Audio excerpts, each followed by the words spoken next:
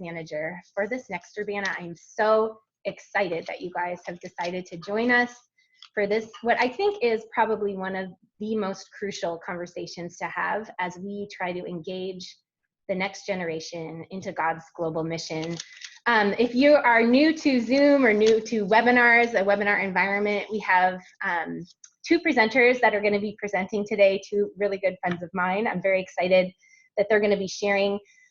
If you have questions that come up, if you're watching with your team, or if you have questions that you've just been waiting to ask about this topic, I want to encourage you. There's a little question and answer, a Q&A button down at the bottom of your Zoom screen that you can submit a question, and our team is going to do our best to get to as many of these questions throughout our time as we can. So if a question comes up while one of our presenters is presenting, feel free to submit that, and if we can get to that question, we're going to do the best that we can. If you have questions that are outside of our topic regarding exhibitor registration or any sort of logistic issue, we want to handle those as well, but I want you to do that in email, via email our team. You can reach out to us via Facebook, but we're here for you to serve you in this Urbana season. So if there are things that come up, feel free to reach out to us. I want to introduce to you and turn the webinar over to the director of Urbana 18. Her name is Ruth Hubbard, and she is going to lead our time along with Dr. Jolene Erlacher. So Ruth, I'm turning it over to you. I hope you guys enjoy what we have today in our webinar. Great. Thank you, Maria. You all are in really good hands with Maria. I come to Urbana with a bias toward the exhibit hall and exhibitors. In the 5 Urbanas I've attended, 4 of those times I've been there as an exhibitor, and I love the work that God does in that space. It's a giant cavernous concrete place that God transforms by His Spirit and His people to be a place of discernment and of real ministry. And so thank you to you as well for the way that you're partnering with us. My name is Ruth Hubbard. I am new in this role and excited to see the ways that God puts together the Urbana Conference. And part of what I want to do right at the very beginning is give you a little bit of a glimpse into Urbana from the chair where I sit right now, some previews of some things, and then I will introduce Jolene. That's what you're here for. And so let me share the screen so you can see a few images that might be helpful for you as we go along. As we enter into Urbana 18, our theme for the week is Faithful Witness. This theme comes from the first chapter of Revelation, where Jesus himself is named the Faithful Witness. But then throughout Revelation and in other places in Scripture, the description of faithful witnesses is used for those who, with their life and with the words they speak, bear witness to the faithfulness and goodness of God, of who He is and what He has done. And so we want to celebrate Jesus as the faithful witness, be called into the relationship that we can have with Him and with God through that witness, and then to call all of us to be faithful witnesses, even as some that are in the book of Revelation who are the faithful witnesses who are faithful to martyrdom, to death. And so this is a call that the church has received throughout history and will extend it. We really do believe that God is calling this student generation, as He has each generation before, to join Him in a whole life, whole world discipleship. And so we'll gather to do that. In terms of what the days will look like, for those of you who are coming back to Urbana for a 2nd, 3rd, or 19th time, perhaps, it's a pretty classic schedule. And so you'll see on your screen, we'll start on the first evening with a plenary session, and then the next 4 days follow a pattern. Manuscript study first in the morning, then a plenary session, then an afternoon time, which is where the exhibit halls are open as well as other things are going on, and then an evening plenary. I think of this in terms of classic Urbana morning, and then a customizable Urbana afternoon, and a classic Urbana evening. So participants, students, and others at Urbana will be spending their time in the afternoon between seminars and the prayer rooms and other experiences that will be around the Americas Center and the exhibit hall, as well as the bookstore. And so you're a really key core part of the whole piece. I don't think anyone can experience all of Urbana, but we want those who come to experience the most critical parts for what God is calling them to. And for many of them, that will be spending time with you. You may have already seen on urbana.org that we've begun to reveal the people you'll find on the platform during those plenaries. Here are a few of their faces. Specifically, I'll point out, if you've been to Urbana last time in 15, Shaylin, who was our MC and coach for the week, is returning in that role, and we're excited. Another person we're going to be introducing to the Urbana community is Eric Leish, who's coming to lead our worship. And I've been privileged to sit under his leadership a few times already, and love the way that God works and leads through him. And then the other name I want to point out is Renee Bruhl. Renee is coming as our expositor to Urbana this year. One of the things that we have as part of our values in putting together the Urbana Conference is to demonstrate, give our participants, particularly students, a view of a global church that takes us off center, that gets us out of any kind of thinking that the U.S. church or the Canadian church is central, but rather that God's church is a global church. And we do that through the people that stand on the platform, particularly our expositor. Renee and his wife are Brazilian, and then he has done his graduate education both in Canada and the United Kingdom, and they have now planted a church in Rome, Italy, and he's serving there as the senior teaching, preaching pastor of a church in Italy now for about 8 years. And so really a beautiful example, particularly for our students to see this global faith working itself out. He and his wife will have experiences that will reflect many of the students and graduate students who see travel as part of their lives and not something nearly as unique as I would have when I was in college. So we're really pleased about the way that God is bringing people together as we study Revelation together, as we listen for him. It is, as it has been many times over, a discerning space. And so thank you for that. One of the huge parts that you play is to help students and other participants to hear from God and to see the possibilities of the ways that he might be calling them into service. It's my privilege to introduce to you, and for some of you it's not an introduction, you have encountered Jolene in some place or another, but Dr. Erlacher, who is bringing some great content to us this morning, I want to pray for her and for us and then turn things over. I have a huge value for people who live in the spaces of academia and research and who know what to do with all that data and then can take it and put it into words and practical ways that we can do something with it. And that's what I've experienced with Dr. Erlacher. So let me pray for her and for us, and then I'll turn things over. God, we are grateful that you are present with us. That your presence isn't somehow confounded by technology and Zoom, but that you are here. And I would ask that you would give Jolene the ability to communicate. You've given her skills and knowledge, and she's taken these things and is sharing them. Give her the ability to communicate clearly and give all of us the ability to hear the things that are going to be most important for us in the roles that we have, particularly at Urbana 18 in just about 9 months. So Father, thank you. And we give you glory and praise for all that will happen in our midst today. Amen. Amen. Thank you so much, Ruth. Well, it is an honor to be here with all of you today and talking about a topic that I am passionate about. A little bit of background about me, where I'm coming from and how I kind of attack this issue. I grew up on the mission field, so my parents have been missionaries for over 30 years. My youngest sister, who's a millennial, is a missionary.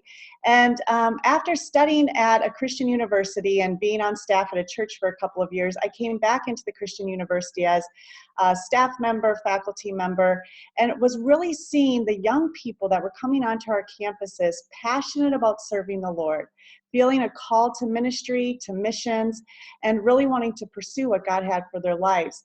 And then during internships and sometimes after graduation, they would go out into, their career field of choice and begin serving the Lord. And often we are seeing them begin to kind of become disillusioned in their faith. In some cases, they were walking away from ministry. They were walking away from their faith. And I just felt this compulsion to understand what was happening. How could we better prepare them for the work that God was calling them to do? So that's what launched me into this research that I've been doing for the last 15 years. As most of you know, the last 10 or 15 years, we've mostly been working on understanding millennials and how do millennials click, what are their passions, how do we engage them in global missions and in ministry. And now we have this whole new cohort that's coming along. And while Generation Z does have some similarities to millennials, we're seeing some very, very distinct differences as well. So our hope today is that as we kind of walk through this information, you'll be able to see some of the differences between what we've done to kind of mobilize and engage millennials, and then get a look ahead at Generation Z, who's really going to be the cohort that we're engaging for the next decade or so. So as was mentioned already, I love to engage in questions as we go along, so please feel free to put out your questions, and we'll insert those as we go so we can kind of tackle the things that are most pressing to you. So to start really big picture, because that's kind of what I like to do, and then we'll kind of come down to the ground as how do these trends that we're seeing affect us as we're standing in the exhibit hall engaging with a 17-year-old or an 18-year-old, okay? So what we've really seen in the last couple of decades is a major shift in American culture. There's many terms to define it. There's ways people describe it. I tend to use the example of shifting from a modern society that was really birthed out of the modern era to what I would call the postmodern era, post-Christian era. There's other terms that we can use for it. So in the midst of that transition, there's been a lot of different changes that have occurred that are really affecting the younger generations in a unique way. So when we look at the generations, what I want us to kind of do is just think about them in two different groups. So here are the generations that are alive today. We have the silent generation, the boomer generation, then Gen X, who are really those who are primarily in leadership roles right now and leading initiatives, organizations, and churches. Millennials are starting to take leadership roles in a lot of context. They'll be reaching 40 here soon. And then we have Gen Z or Homelanders, other people call them iGen, who are coming up behind, really born in 1996 to roughly 2010 or 2012. I like to call these groups that are highlighted in blue postmodern natives. Because when we think about cross-cultural ministry, of course, there's those who, we tend to look at the world through the lens of our home culture, whatever that is, wherever we come from. And that's how we understand the world, interpret the world. Our culture represents our values, our beliefs, and the things that we're going to prioritize. So as we think about millennials and Generation Z, one of the major elements of these generations is that they have a very different worldview in many cases than the older generations. That really sets them apart. So today we're going to hone in on Gen Z. So those roughly 22 and younger who are our target audience. Now, when we think about generational cycles, a lot of people are like, aren't all generations kind of the same? Isn't every 18-year-old kind of the same? And yes, they kind of are. So what we see is there's something called lifecycle effects. These are the things that are similar among all young people. So when we're 21, we tend to have a very idealistic view of the world. We tend to think that we're invincible. And then life hits us over the head for a couple of years, and we become a little bit more realistic and not quite so idealistic. So that's something that would be a life cycle effect, that we see most young people are more idealistic than older people. And they will change as they grow older. The things that we see really setting each generation apart in their personality and their worldview are what we call period effects and cohort effects. So period effects are those major events that affect us based on the life cycle that we're in, where we're at in our life cycle. So for example, the recession of 2008. If you were a 60-year-old getting ready to retire and you lost half of your retirement and maybe, your home, that affects how you view the world very differently than if you're 22 graduating with $50,000 in student debt and trying to find a job. And how it imprints your perspective on career and money and the economy for the rest of your life is significant. And then cohort effects are those things that are the trends as you're growing up. So these are things that inform you as you're developing your worldview and your values, the things that are going to really dictate who you are for the rest of your life. And this is where we're really seeing some differences between millennials and Generation Z, because there were some significant differences. For example, we did see with the cultural shift, the general worldview of millennials and Gen Z is the same. They've both grown up in a very relativistic society where we have no absolute truths, where the number one value is showing tolerance to people and accepting people exactly as they are and not forcing change or your opinions or your ideas on others. Those are things that would be similarities between Gen Z and millennials. Millennials, however, grew up in a much more prosperous time through the 90s, through the 80s and 90s, than Gen Z, who has grown up in the last decade. So we're seeing some differences in how Gen Z is engaging risk and wanting to step outside of their comfort zones, whereas millennials were maybe very idealistic and feeling like they could conquer the world and they could make a difference and they can make a change. We're seeing Gen Z wanting to make sure that there's safety and security versus maybe stepping outside their comfort zone to change the world the way millennials did. So that just would be one distinction. Some of the other things that would be cohort effects would be parenting trends, education trends, and of course technology. So we're going to kind of delve into all of those and see how kind of that plays out in the nitty-gritty.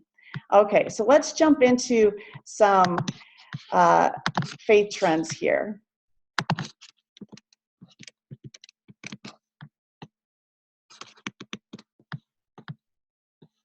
Okay. So when we look at faith today, we're seeing a pretty significant shift in how young people are understanding faith and engaging it. I'm sorry about this. There we go. Okay. So, like I said, every few hundred years in Western history, there occurs a sharp transformation. Society rearranges itself, its worldview, its basic values, its social and political structures, its arts, its key institutions, and we're living through just such a transformation. And with that comes our views on faith and how we engage faith and our beliefs. So current statistics are showing us that only 4% of Gen Z has a biblical worldview as compared to 10% of boomers. Now, where you can see this really play out, and you think about it, is say you're at a college, a group of college students are together. If there were 100 college students together, for a group of boomers, 10 of those would have had a biblical worldview. If there's 100 Gen Zers together, only 4 of those are going to have a worldview. So it definitely changes the dynamics as far as them feeling like they're part of something bigger than themselves. There's a support system. There's people who are walking this journey with them. They are a much more isolated group in their faith and often feel like they're completely alone. I was recently talking to a young woman who is attending a state university, and she literally said to me, every day I have to decide if it's going to be the day that I'm going to choose to be persecuted for my faith, or if I'm just going to sit there and absorb the lies that I hear that contradict my faith in the classroom.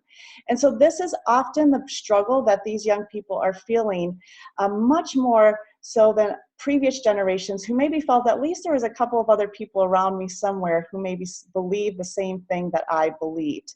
But if you have a biblical worldview today as a Gen Zer, you're often standing very much alone in specific settings in your life. The way that we define biblical worldview, and this came out of a recent Barna study, is just a personal commitment to Jesus, that the Bible is accurate, that you have a responsibility to tell others about your faith, that you cannot get to heaven by being good, and that God is the all-powerful creator and ruler of the world.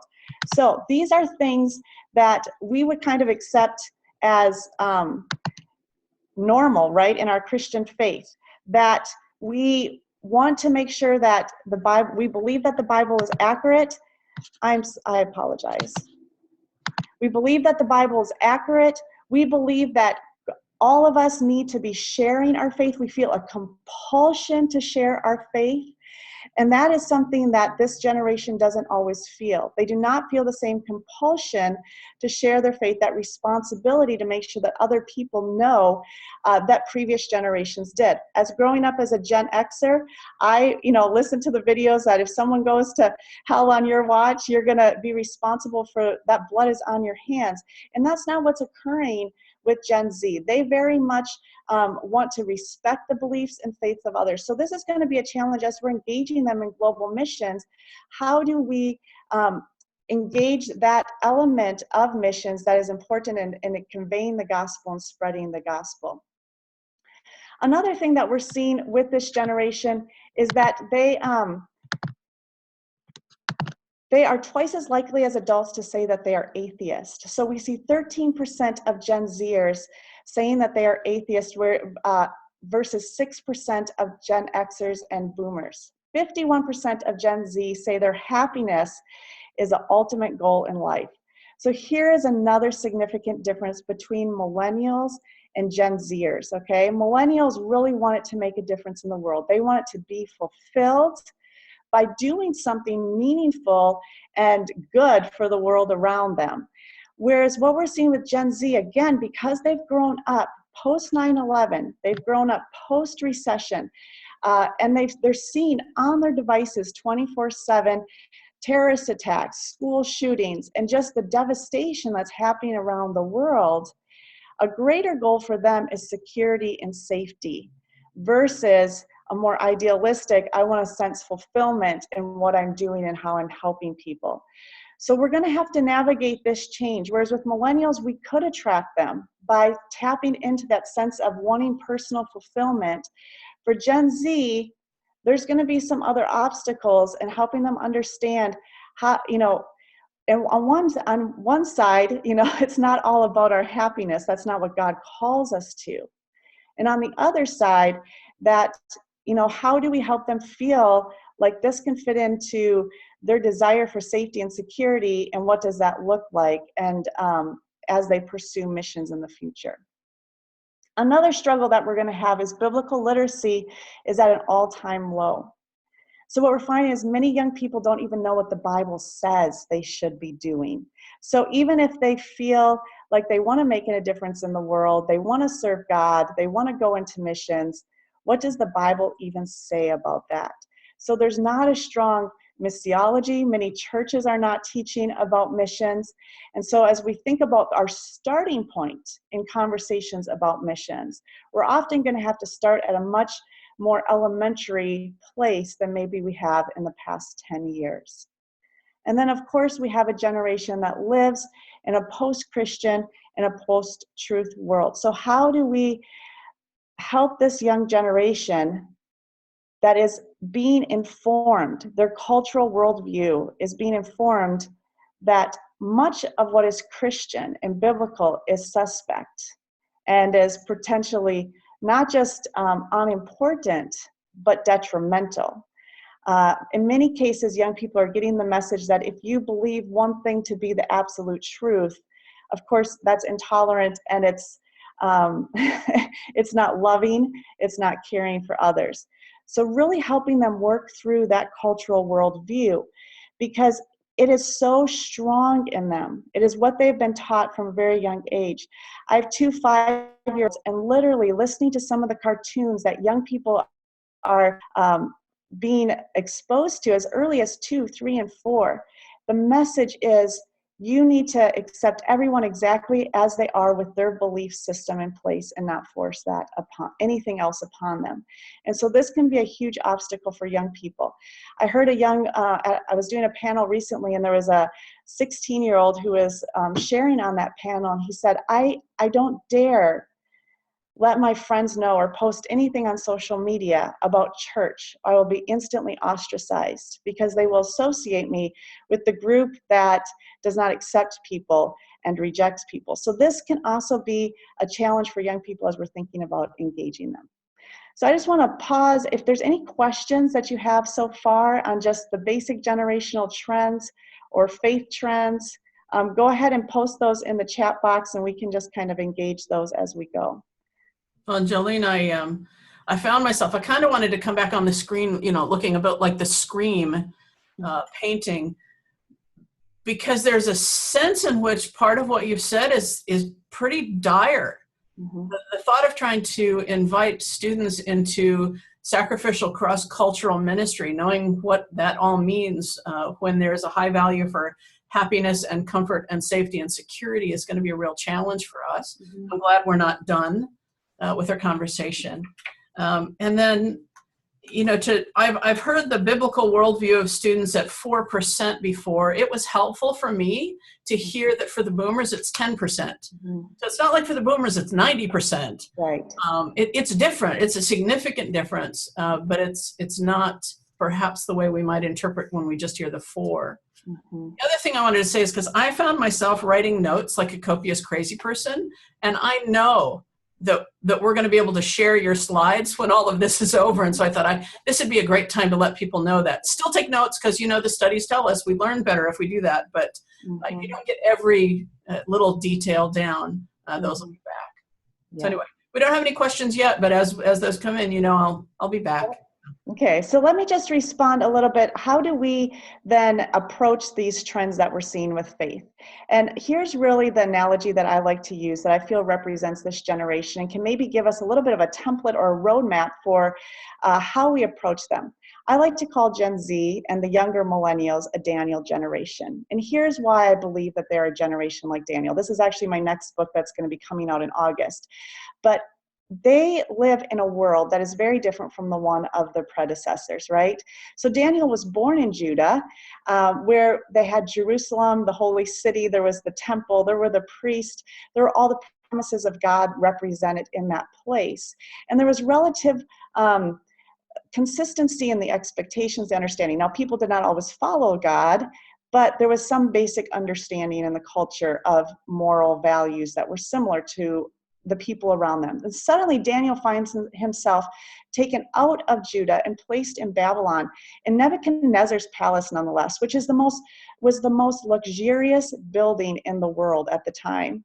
So when we think about young people today and all of the things that they have coming at them, these beeping, dinging devices with flashing screens that can so easily distract them and take up their time and energy. You think of the meals that Daniel had sitting on these palace tables, right, ready to consume, of all these rich foods and things that were not available in Judah because of the Jewish law. And so we see Daniel in this context trying to navigate it. And what's so encouraging to me is that in that season, God called young people. He called Daniel and Hananiah and Azariah and Mishael. He called Esther. Later, he called Ezra, Nehemiah. He called out these young people who had such a deep, solid faith in him. And he walked with them through this very tumultuous cultural environment. And he used them to stand before the most powerful and wicked men of their day, and to testify, to be a faithful witness to what God had done and was doing. And literally we see king after king declaring that Daniel's God is the one and only true God.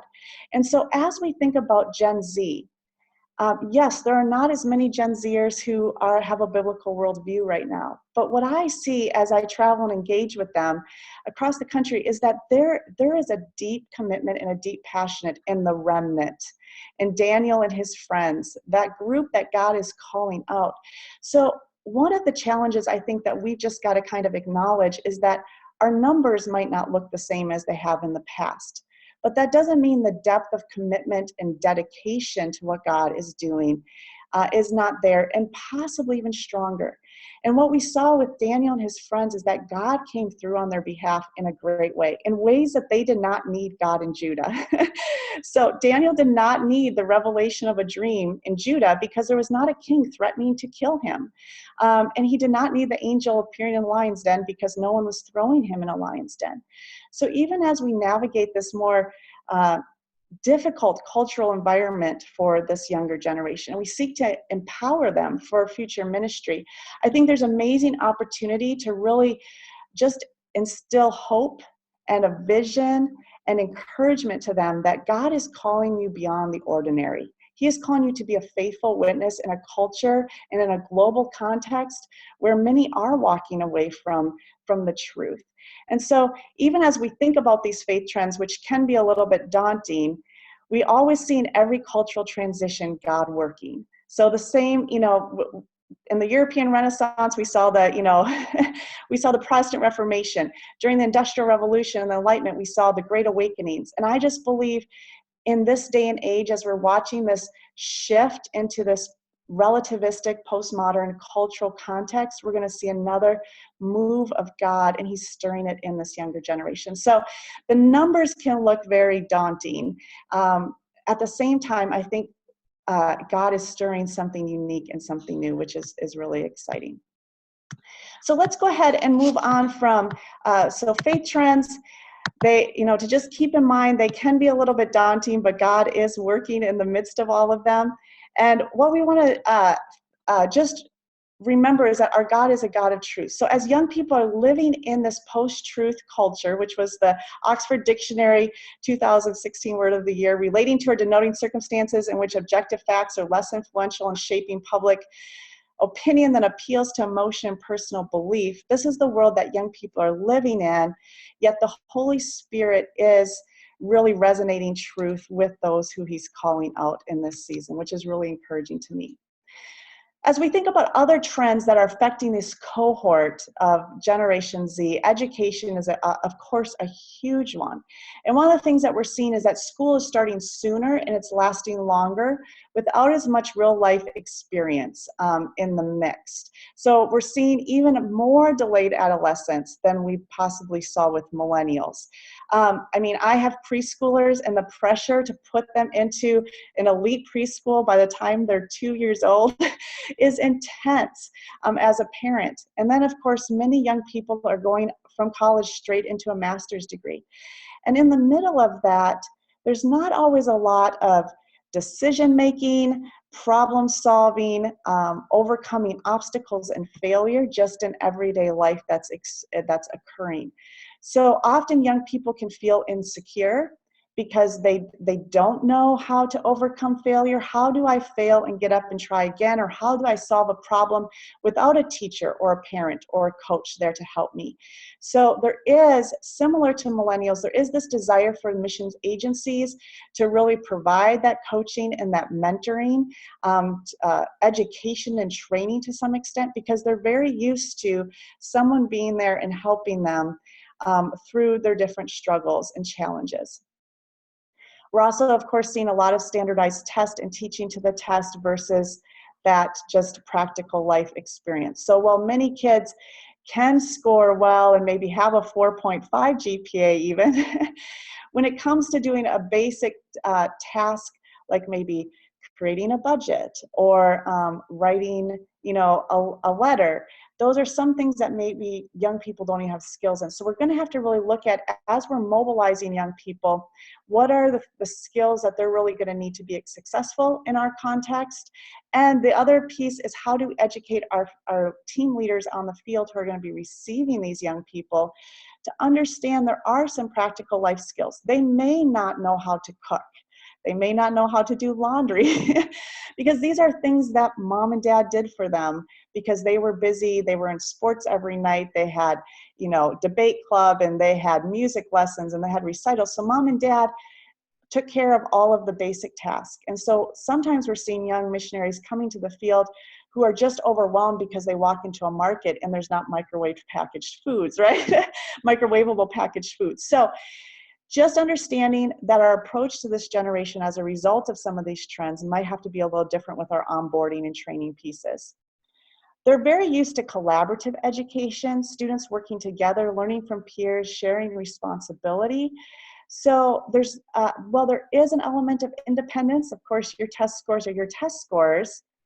There's not as much hesitation to share the information that I have with you for your test because they've been brought up to value teamwork, to value sharing information. I mean, you just think of how technology has revolutionized the way that we engage with one another. We share everything, right? So young people are very used to interacting with others as they're learning. Student-centered education has its pros and cons. So I teach continuing education courses for K-12 teachers, and we just had an online Zoom session last night. And, you know, they're talking about how so many more of their students are coming in with individualized education plans, where the teachers are having to literally individualize the education for each student. If they want their assignments sent to their iPad and the teacher has a handout, the teacher is required to find a way to scan that and send it to their iPad. So because we've so focused on student-centered education, which has a lot of benefits of meeting students where they're at so that they can be successful, it also has the unintended consequences of creating an expectation that my needs will be met. So when the danger of sending all those assignments to a student's iPad through high school is that they get into a workplace and they expect then the boss to communicate with them the way that they want to be communicated with. And so that can translate into the missions context, you know, and as I just got back from Cambodia, I'm working with team leaders over there from several agencies, and, you know, the story is the same. The young people coming to the field want us to meet all their needs. They have a lot of demands because that's what they're used to. So really we have to educate our team leaders. This is not them being demanding or entitled. It's simply what they're used to. And so we've got to grow them beyond that. Technology is changing the way that students are learning. So when I'm teaching a group of high school or college students, I may have a doctorate in the topic that I'm talking about. I may have spent tens of thousands of dollars and years of my life to get the knowledge that I have. But in a moment, the students in that classroom can Google more information than I can study in 10 years. And all of that information is up to date versus what I studied 5 years ago is now outdated. So what we're seeing in education and learning and training is that there's a shift from teachers being the conveyors of information and giving all of the knowledge that you need to teachers or trainers really being the facilitators of gaining that information. So the more that as we think about engaging young people, often our approach is to just tell them everything that they need to know, right? So this is what we've traditionally done in teaching and learning, even in mobilizing. It's a downloading approach to educating. So you come in, I will give you all the information that you need to know, and then you make a decision or you go out and you implement it. Versus young people today they can search out that information. They're very curious, they're natural researchers. So the more that we can engage them in the process of figuring out what's available, what they want, learning about their options, and learning about, as they get ready to transition to the field, learning about the culture and what's going on, versus us just telling them, the more we can engage them actively and kind of facilitate their learning process versus just telling them, it's much more effective.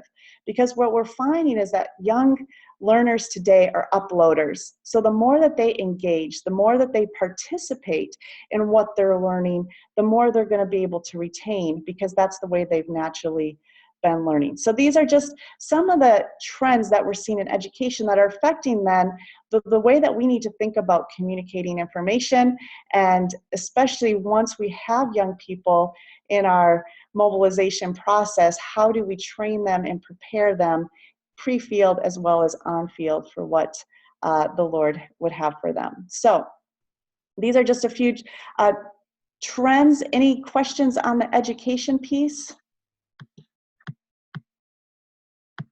Okay.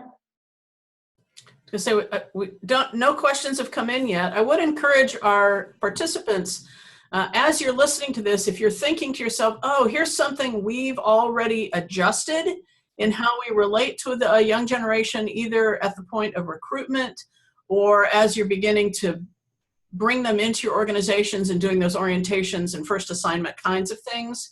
If you want to use the chat feature or the question feature to share some of those things, it may be a point where we can have some conversation later about that. But I'm sure some people have started to have some great ideas.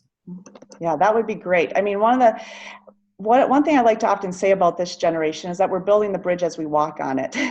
So when I think about, even as a parent or as a teacher, how do I integrate technology into my parenting, into my teaching? How do we integrate it into the missions context? We can't look at what they did 5 years ago to see what works. Everything is changing so rapidly. So yes, I mean, we're kind of learning together. So sharing ideas is a great way to just find out what is working.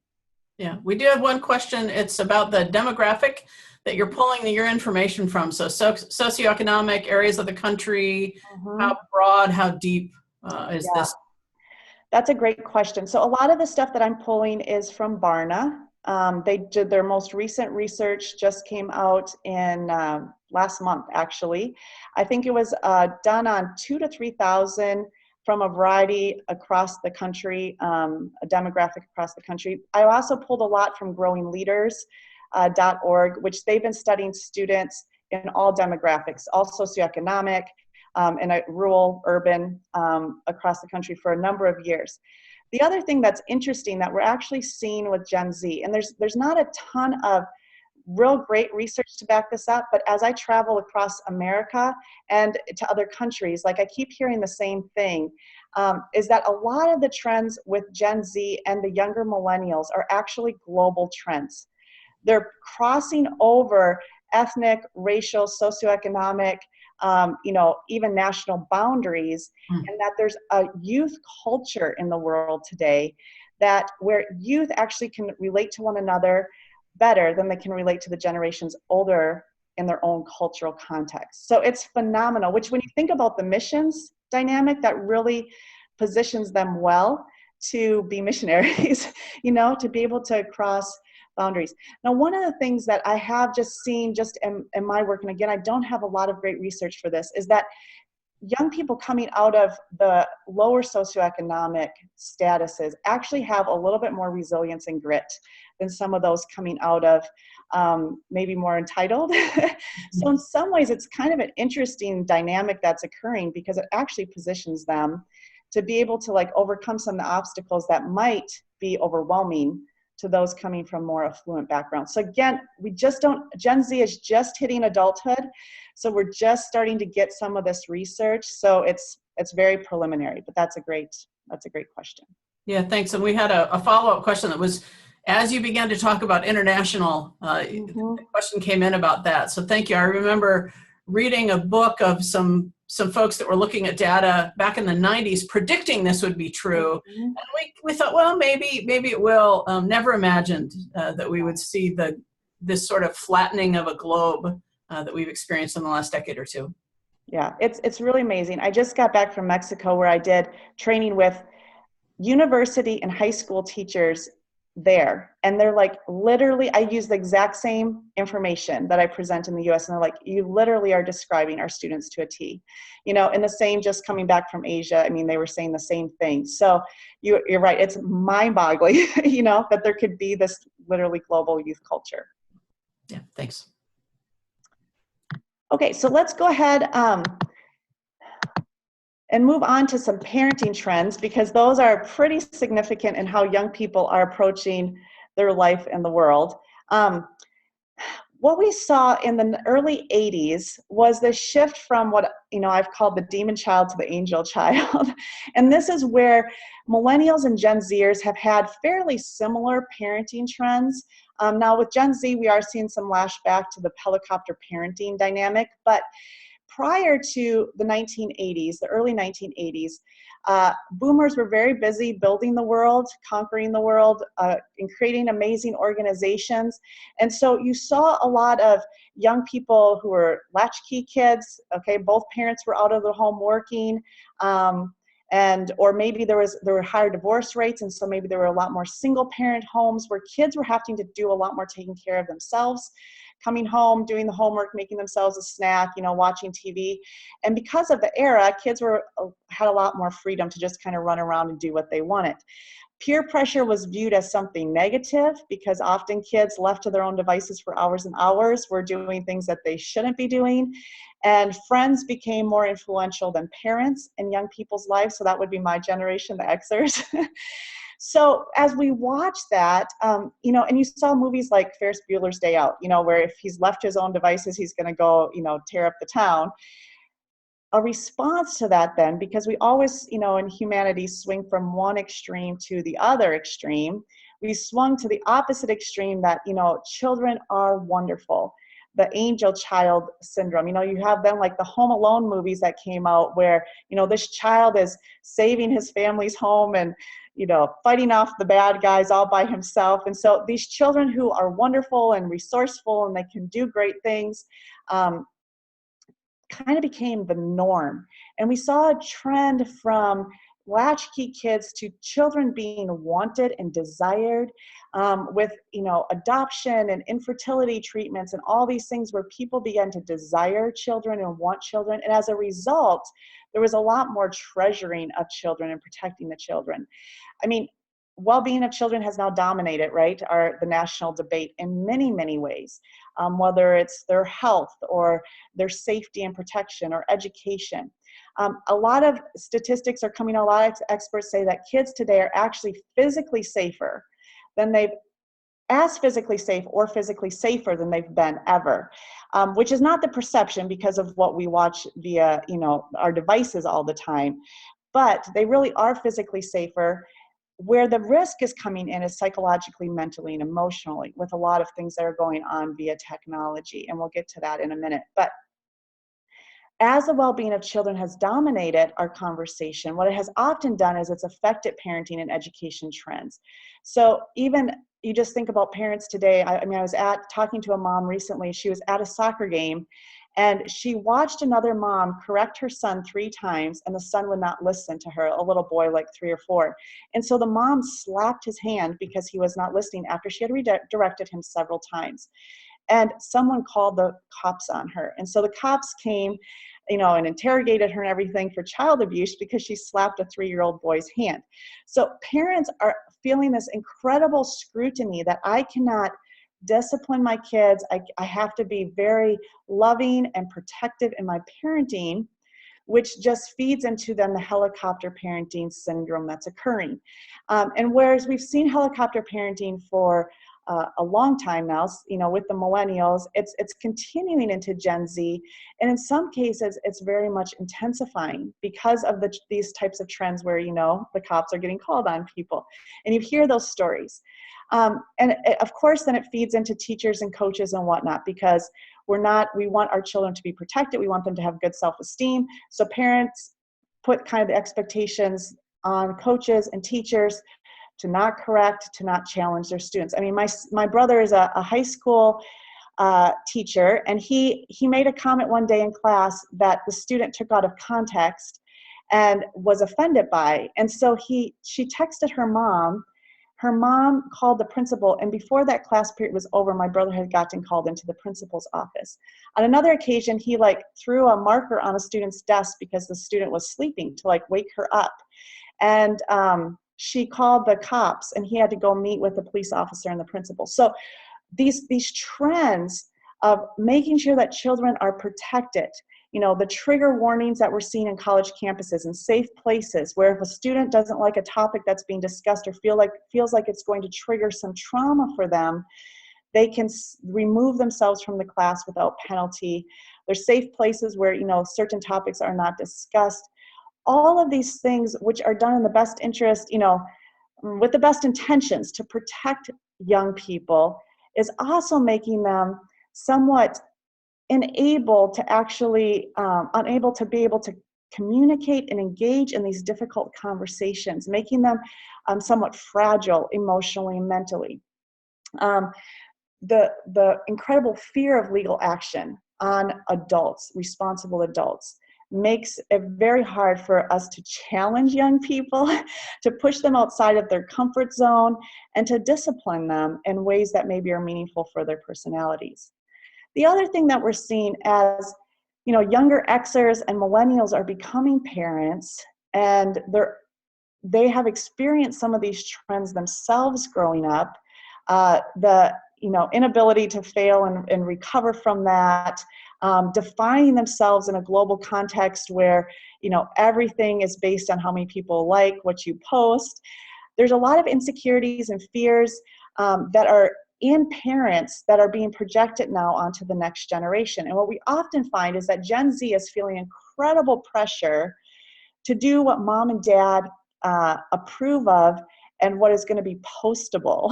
Okay, so I want to win the soccer championship so that mom and dad have something to post on Facebook and brag about to all of their friends. Or I want to get the good grades, or I want to do whatever, something that gives my parents their self-esteem boost that they're doing a good job raising me. So often the pressure that Gen Z is feeling is not even of their own making. It's pressure that's coming from some of these parental trends. What social media is doing with comparing and creating competition is incredibly intense, and that's boiling down from the parents into the students. Another thing that we're seeing is that there's two effects coming out of the helicopter parenting trend. One is what I call the stealth fighter parents, the ones who are like helicopter parents on steroids, right? So if you even look at their child wrong, you're in trouble. So very, very, very, very uber protective. Versus there's also a movement, some have called it the free range movement, of the parents who are like, I don't want to be the helicopter parent. And so they go to the opposite extreme and they really just let kids do whatever they want to do. I remember watching the Olympics a couple of months ago, and there was an interview of, you know, the parents of one of the athletes, and they just went on and on about how we just let her do whatever she wanted to do. Whenever she wanted to do something, we let her do it, just explore her creativity and, you know, all of this stuff. And that's really been being touted as the ideal parent now, to just let your student explore their interest and their creativity, and don't force any, you know, discipline or guidelines on them, or don't put any box around them, but just let them kind of explore, which can have a lot of positives, but it can also have the negatives of kids not having any boundaries in their lives. And so it can increase anxiety, it can increase just even depression, because they don't know how to navigate this big world that they live in without any boundaries around them. The other thing, Barna uses the term double-minded parents, and I think this is a great term to sum up kind of what we see in both of these extremes, is parents caring really deeply about certain things and not so much about other things. So I think about parents who are like very, very concerned about their kids eating only organic foods and being in a house without any, you know, destructive chemicals. So everything's organic and we eat clean, and we have, you know, these very clear guidelines in this regard. And then, you know, we don't obviously ride with strangers or take candy from strangers. So we have all these guidelines for protecting our kids. We have video cameras on them 24/7. We have GPSs on their phones, so we can contact them at any moment. We can find where they're at any moment. And yet we let them take an iPad into their room at night and stay up until 4 a.m. talking to people, viewing things, engaging with ideas that we have no idea even what's going on. And so often there's very, very strict controls in certain areas of life and a lot of freedom in other areas of life. And so it's kind of this double-minded thing where kids, you know, are trying to navigate, okay, over here there's a lot of boundaries, but over here there's a lot of freedom.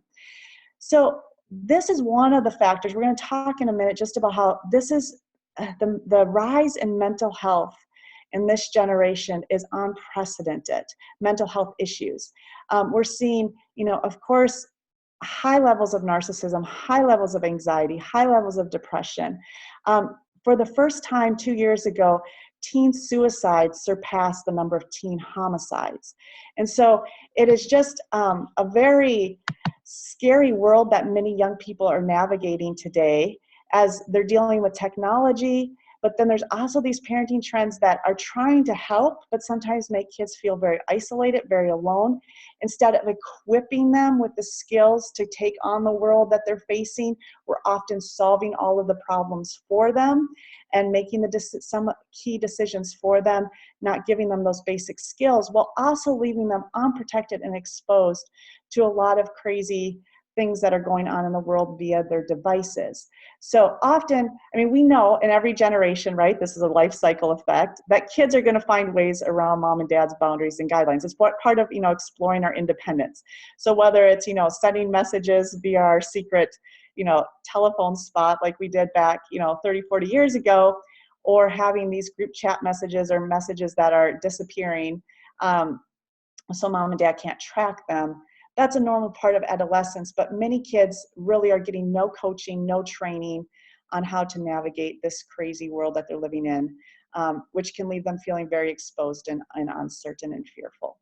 So these are some of the parenting trends that we're seeing. I would say one other key trend is there are a lot of young people today, young parents who do not know how to parent. I mean, this is true of every generation, right? But for, let's say, millennials or younger Xers who maybe did experience the helicopter parenting phenomena, where mom and dad were doing a lot for them, solving problems, taking care of things for them, they now have kids who they don't know how to help those kids problem solve or make decisions or figure things out.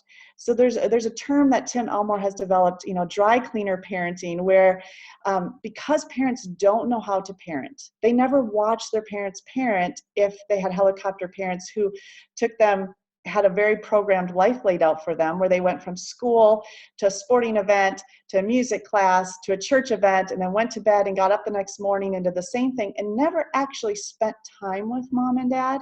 They didn't learn how to just parent, how to have difficult conversations, how to be disciplined, because the percentage of their day that they actually spent with parents was very minimal. Now those children are parents trying to figure out how to parent their kids, and they're literally at a loss right now. They don't know. So the dry cleaner parenting is the parent who just views others for their areas of specialization, says, I'm going to take them to church and there they're going to do their spiritual development. I'm going to take them to school and drop them off and there they're going to get their education. I'm going to take them to their sporting events and that's where they're going to get their physical, energy expended. So they literally take them and drop them off for all these different things, but don't necessarily know how to be parents. And with that then comes also the parental addiction to technology. So when they are together, often mom and dad are on a phone or on their device and not having the conversations with kids. So we're just seeing Gen Z having some challenges when it comes to just being ready to face some of the craziness that is the world around them right now. Okay, so that's a little bit on parenting. Any questions on parenting trends or how we kind of engage this? I'll give people a chance to type in case they've got a question that they haven't asked yet. I find though there's a lot of room for us to reflect on the ways we've contributed. It's really easy to look at a generation and go, oh, those young people. And this really does keep us from that, but also sobering to think about the ways, and in fact encouraging to think about the ways that some of the structures that we have in global mission communities, where people become part of a multi-generational team, could be really life-giving, not just to young missionaries coming in, but young families who are trying to figure out how to parent and to move into that more traditional structure of a multi-generational somehow community. So there's some really interesting things. Might be a little more jarring to bring them into that space, but a great chance. No, I think you're absolutely right. I have a girls' Bible study, and one of the young ladies, the young moms, just went on a short-term trip to Costa Rica. She has a 3-year-old and a 5-year-old, and she came back from the trip, and she's been wrestling with some stuff as a young mom. And she said the missionary on the field, who's like 55, has raised her kids, just gave her so much encouragement about how to be a mom and how to coach, coached her really in how to engage her kids, and that this is not something to worry about. This is something to be prayerful about.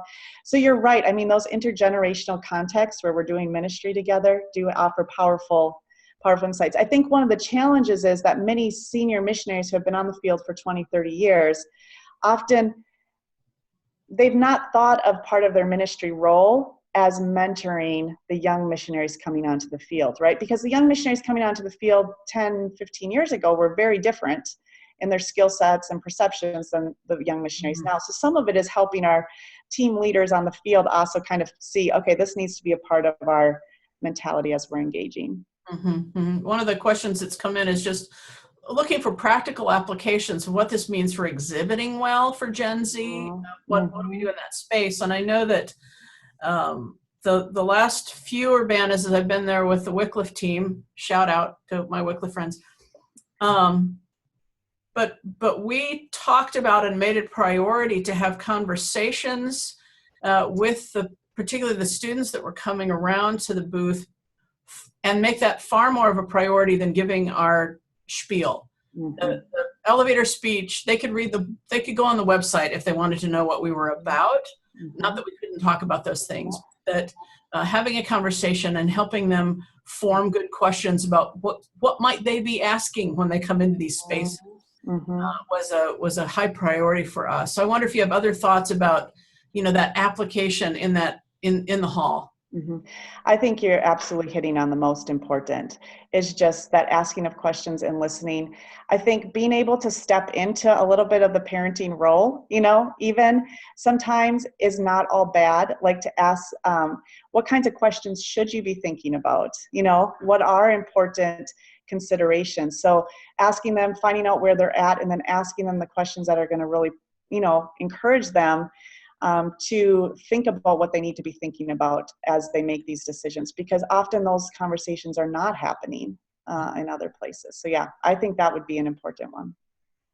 I did used to joke a little that maybe the better strategy in a place like the Urbana Exhibit Hall would be to just bring a bunch of older retired missionaries in and some really comfortable chairs and let people have conversations. Yeah.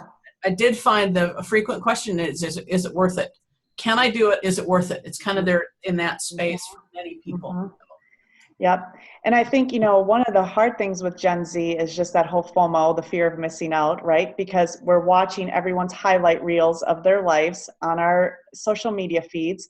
We're seeing all these exciting things that other people seem to be doing, whether they're real or not is, now becoming debatable. Many of them are staging their whole personality and experience. But so how, like tying into the question you're saying, if this is what all my friends are experiencing, what makes it worth it for me to go do this? One of the recommendations I now make when I'm doing orientation with missions teams is just turn off your social media feed for your first 3 months on the field, because we're finding even young missionaries are coming back home because they're watching the new houses, the birthday parties, the new jobs, the raises, all these things that their friends are getting on social media, which then comes back to it's not worth it. After 3 months on the field, you probably haven't seen a massive revival breakout. So it's not worth it. So you're right. That is an important element of it, being able to, get at that question. I think another thing that can be helpful as you're engaging even in the exhibit hall is encouraging them to do the things that are going to build the stamina that they're going to need to last on the field. Something I would encourage a young person to do, for example, is can you turn off your phone for a day and just like spend some time in prayer and fasting and conversation with other people? Because sometimes cell service goes out in other countries, or, what's a project that you can undertake in a setting where you're not comfortable, where there's going to be some opposition, you're going to encounter different points of view and work through that. So often they're not prepared with some of those basic skills. So encouraging them, if they kind of have an idea where they want to go or what they want to do, really encouraging them, how can they start to build the skills and the stamina that they'll need for that now on this side?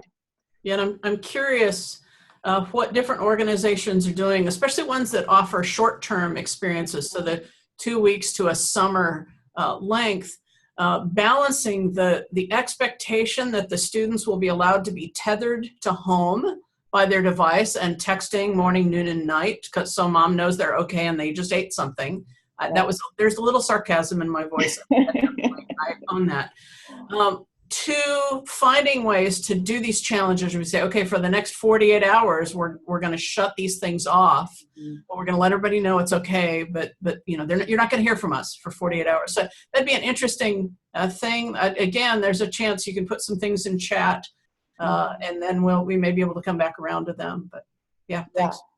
Yeah, I would really be curious to hear what people are doing as far as their technology policies, and working with longer term, you know, like a year and longer, I guess midterm and long term.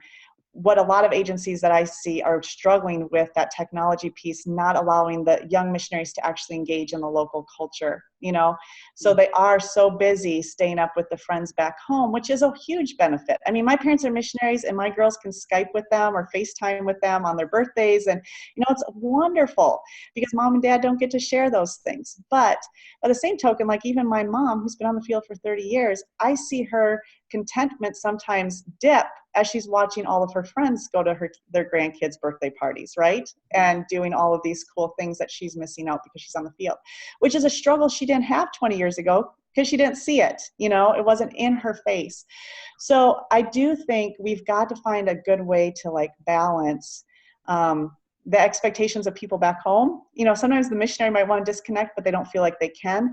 So how do we help devise good guidelines and then communicate with people back home why those guidelines are important, and then set people free who are going on trips. Yeah. So that's great.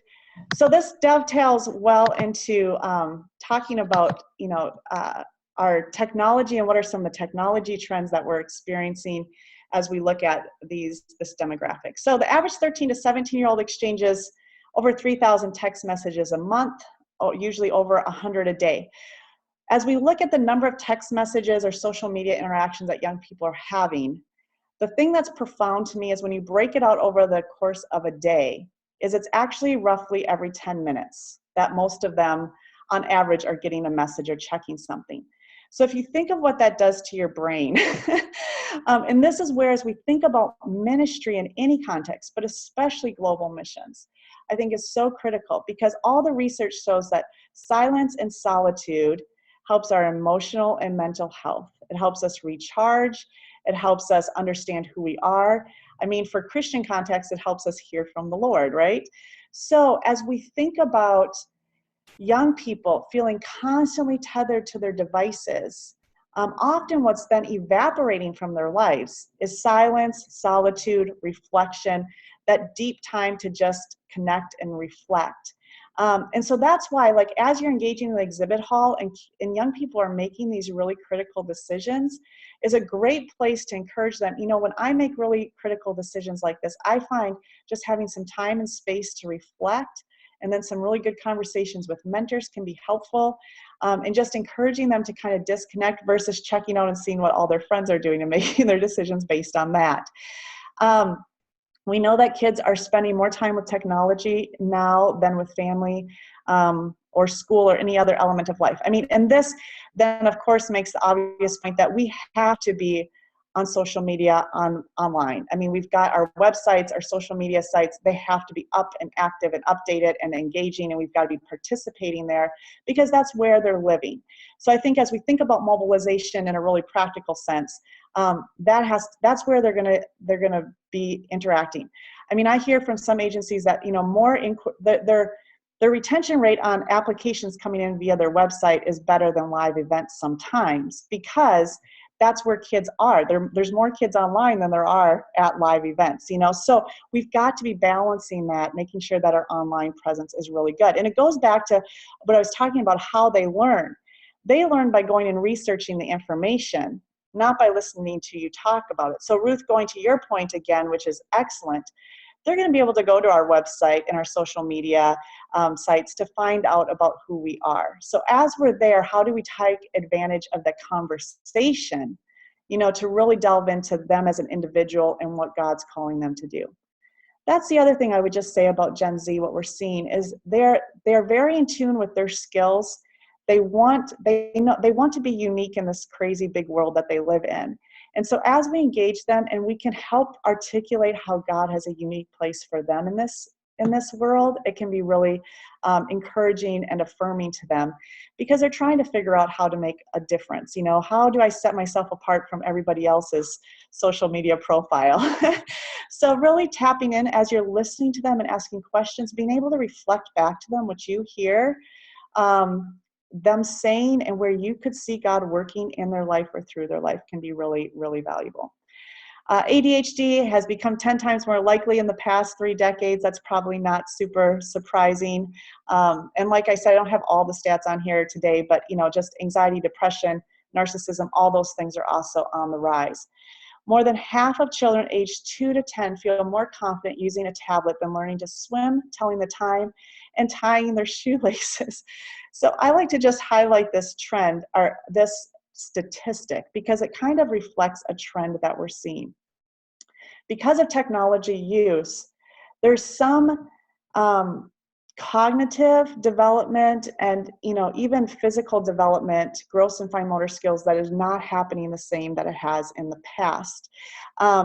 Because as young people are taking in information in new ways, brain scans are now showing that brains are being rewired differently. So Gen Z, for many of them, their neurological pathways look different than those of us who are Xers or Boomers, because they've been taking information in short, sporadic bursts their whole life versus following a linear train of thought by reading a book from, you know, the introduction to the conclusion.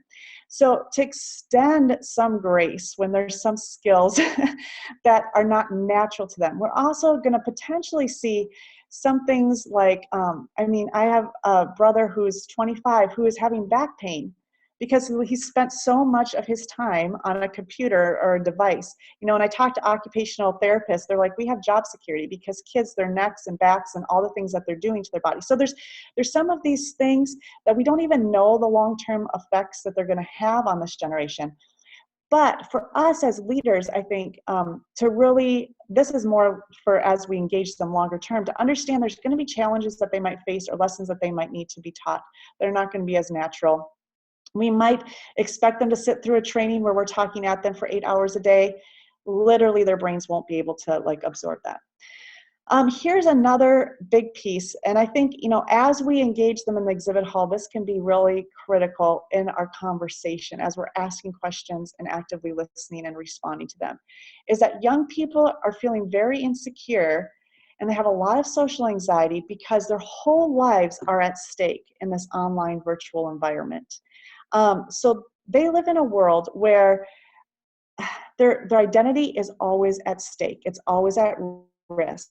I think about when I grew up, there was a bully on my street who did not like me because I played soccer better than him. But I have to walk by his house every day, right? And I mean, one day he came out and he threw something at me and broke my glasses. He would say mean things to me. And it was just really stressful as a young girl to experience this. But he literally was at one physical location in my world, and I would have to walk by him. And once I was by his house and I was in my house, I was safe. I did not have to worry about him coming into my house. He was not going to say anything to me once I was through my front door. But for kids today, if they're experiencing cyberbullying or any type of online disagreement, a breakup, it can be posted at any point for anyone in the world to see. And so their identities are very tied to their online presence. I mean, I was talking to a teacher who there was a young boy at a school who was taking pictures of his friends in the restroom and then posting them. So, I mean, these kids are just going to the bathroom at school, right? And now it can be posted for the World Wide Web. So often young people feel very insecure, very uncertain about themselves. Their identity is not always based in who they are as a person. It's often based on what other people are saying about them, how people are responding to what they post. So even as we're engaging in conversations, one of the really powerful things that we can help them dig into a little bit is who they are. Like, who are they apart from social media, apart from their friends, apart from their education? Who is it that God is calling them to be? And what does it look like to be that faithful witness in this day and age? And what is it going to require for them to really be able to delve into that? Again, because they are self-learners, I mean, one of the things I would really encourage people to do is to encourage them on an identity journey. You know, if you're engaging with a young person who's wrestling with whether they're supposed to go into missions or what that looks like for them, and if you're having a ongoing conversation or relationship with them, to really ask them to explore that question. Who are you? You know, who is, you know, whoever this young person is, you know, who are you, Carlos? Who are you, John? You know, who has God called you to be? And encourage and walk with them. That mentoring piece, that coaching piece can be really, really important.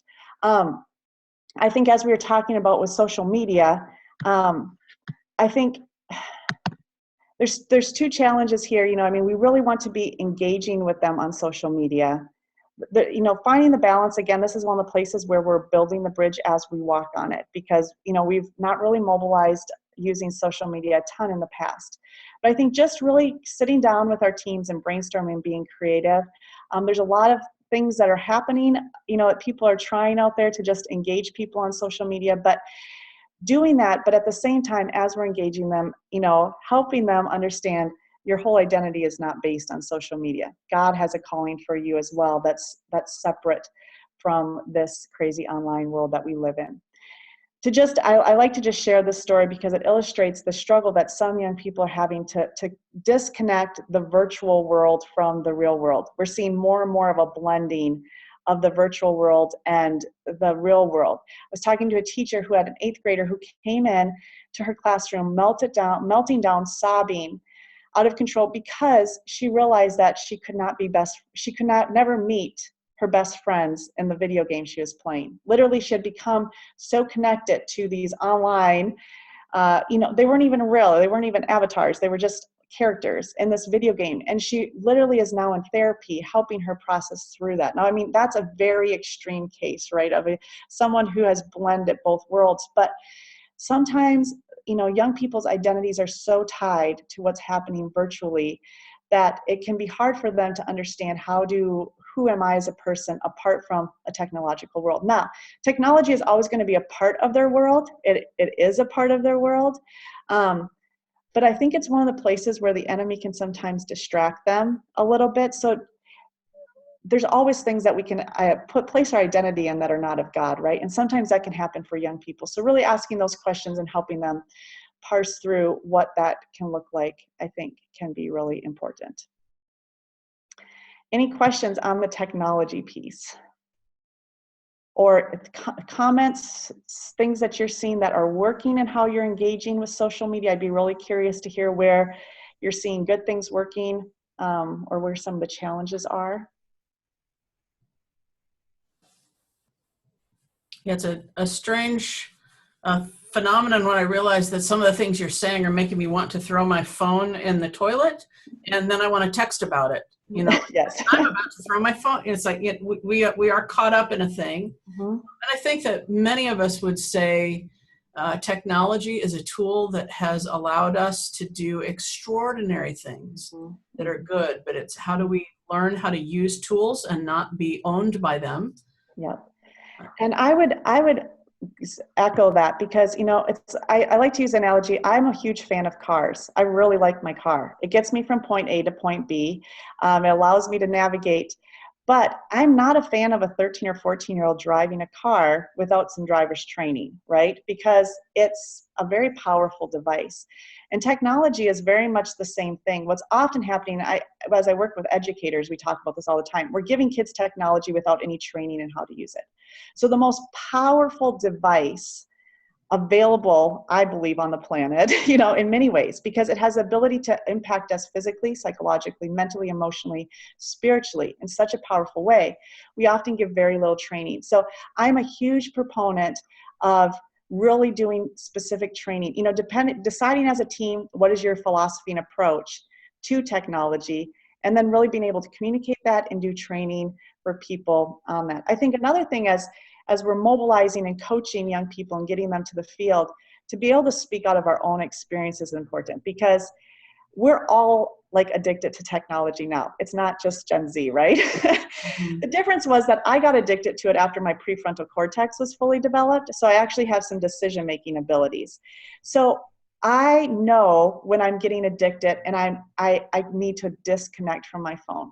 I've started to adopt a thing I call the Technology Sabbath, where I just turn my phone off for a day. And literally I will find myself picking up my phone that's black. It's not, has no lights on it, has no dinging, but I'm so addicted to it, I still pick it up to check it, even though it's off. So to be able to share with a young person that type of story, here's the hold that technology gets on me, and here are some of the things that I do to, you know, make sure that that does not control me. You know, as a mom, I sometimes leave my phone in my car when we go to the park. So I'm not tempted to be on my phone when I'm playing with my kids, because face-to-face conversation interaction is important too. So just, I think, being able to speak out of our own experience as we're engaging with young people can be really important as well. Yeah. We're not ready to talk about it in any details yet. We're in development, but one of the things that we expect we'll be sharing with exhibitors sometime later in this summer is, it's kind of humorous that it's technology. It's a technology platform, but we believe it's one that's built to help those who are in a discerning process and moving into serving with God's mission, to understand who they are, who did God create them to be, to connect with mentors and coaches. I'm excited about that tool, and we'll love to share that later. Did get some comments, which is this. So it's a whole story in a sense, and it's an experiment with technology, and then some things that went not as well. So this is shared. We had a unique situation where we shared a youngish staff member's Twitter feed with incoming candidates as an example of a person who uses social media well. And I read that and I went, ooh, good idea. Candidates came back with, did you know that he has another Twitter account and this is what he's saying on that account? And they were not necessarily comments or feed that they felt would be appropriate for a staff person. So the new candidates could see things that they couldn't, and then had discernment about it. So one of the comments is just, this generation, the millennials and Gen Z, can help us who are boomers and X coach each other in that process, or see what those things are. But, you know, on the one hand, good idea, gutsy move. And, oh yeah, that's right, there's more than one account potentially. Yeah, and I think that's another challenge. I mean, one of the things that has to be part of training now is young people not realizing that they're representing their agency, you know, as they're going. I've run into that on several occasions working with agencies where they're navigating, somebody's posting things that aren't completely in line with the views of the agency maybe. And sometimes they're just brainstorming and expressing ideas, not even saying this is what I believe, but people can take that out of context. So that's one of the things that sometimes we're not connecting, you know, the ripple effects of our posts. But that's a great example to have some examples of what's an ideal, you know, social media feed. The other thing that we're running into too, and this is, I mean, again, this is we're building the bridge as we walk on it, is some young people are then feeling like, well, I need to just present what people want to see.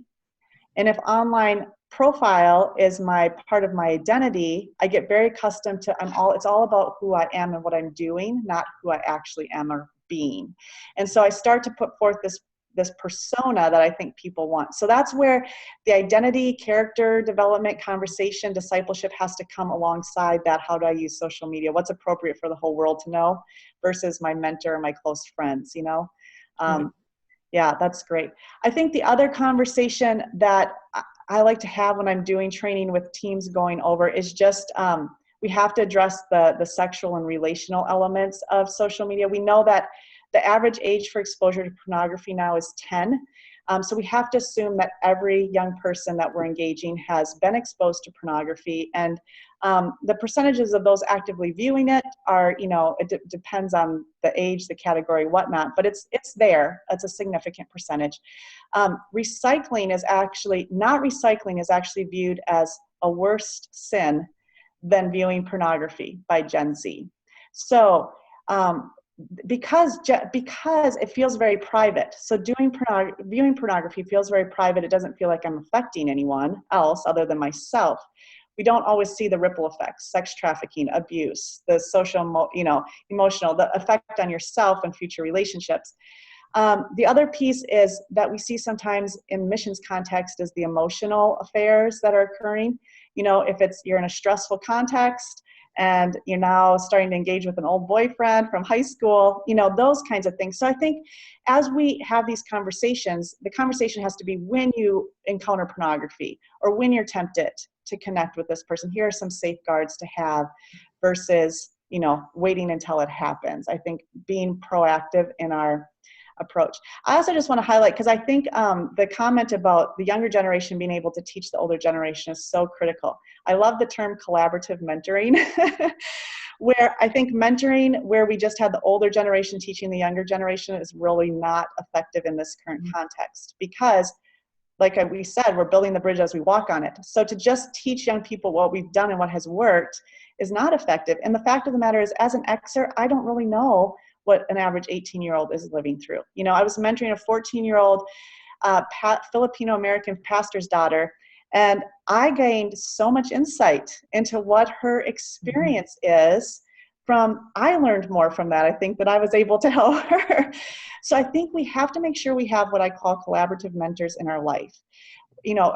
Somebody who's 10 years younger than us, someone who's 20 years younger than us, someone who's maybe 30 years younger than us, and asking them questions, letting them teach us. One of the girls in my Bible study is teaching me a new social media app that I've just been intimidated by. And I'm like, I just need a safe person to teach me how to use this, right? Mm-hmm. So just finding those people. So she's mentoring me in this new social media app. So making sure that we have those collaborative mentors in our life. And that might even be a great place if you are working with a young person, moving them, mobilizing them, coaching them, is even just asking them, finding someone who, you now kind of have developed a relationship with, they've come back to the booth a couple times, you followed up with them via social media or whatever, asking them some of these questions even, to find out what does work for them as we're mobilizing. What are their fears? What are going to be their struggles? What is the hold that technology has on them? Or where do they see God really using it positively for them to connect with people? Yeah, great thoughts. Thanks. Okay, so we've kind of covered some of the major things that are affecting the cohort, like I said, the cohort effects. So the culture, the technology, the parenting, the education, just a couple reviews of other things to just keep in mind as we think about Gen Z and who they are.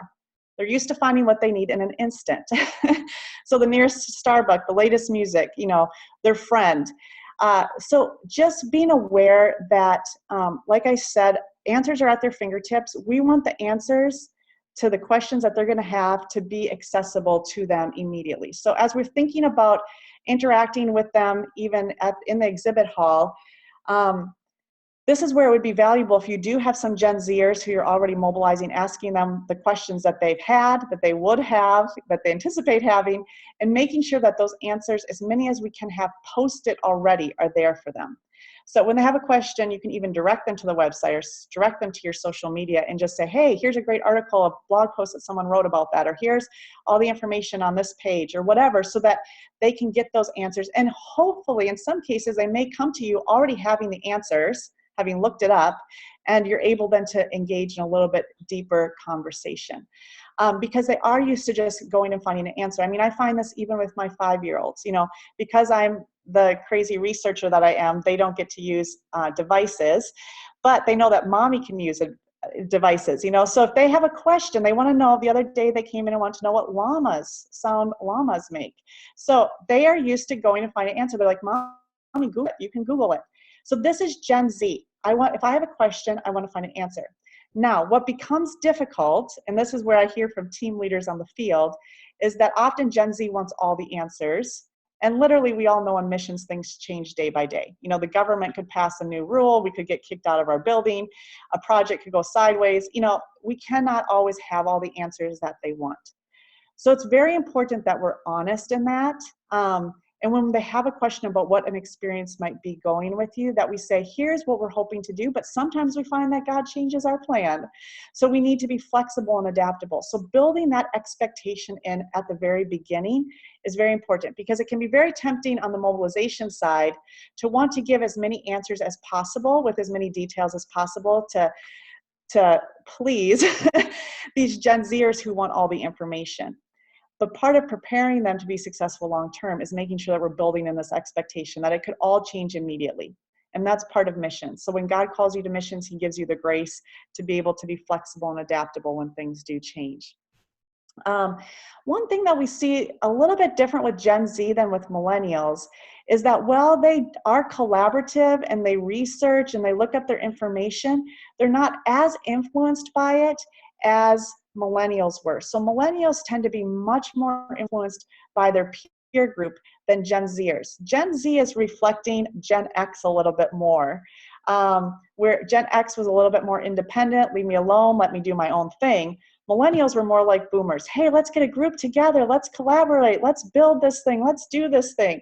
So we're seeing Gen Z, yeah, they want to engage with other people, but they want to make up their own mind.